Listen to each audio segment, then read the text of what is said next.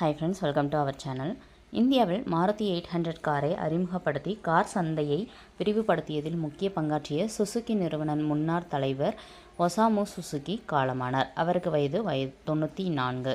அவர் கடந்த 25ஆம் தேதி காலமானதாக அவரது குடும்பத்தினர் அறிவித்துள்ளனர்.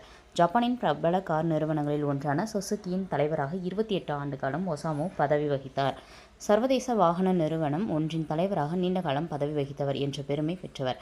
1979ஆம் ஆண்டு ஆல்டோ என்ற சிறிய காரை அறிமுகப்படுத்தியவர். குறைந்த விலையிலான கார்களை தயாரித்து ஜப்பானில் பிரபலமடைந்த சுசுகி நிறுவனத்தை மற்றொரு நாட்டிலும் நம்பர் 1 கார் நிறுவனமாக நிலைநிறுத்த விரும்பிய ஒசாமு அதற்கு இந்தியாவை தேர்வு செய்தார். இது நடந்த 40 ஆண்டுகளுக்கு பிறகு இன்றளவும் இந்திய கார் சந்தையில் 40% பங்குகளுடன் மாருதி சுசுகி முன்னிலையில் இருப்பது குறிப்பிடத்தக்கது. ஸோ அவரை பற்றின நியூஸ் மட்டும் இருக்குது, நோட் பண்ணி வச்சுக்கோங்க. தேங்க்யூ.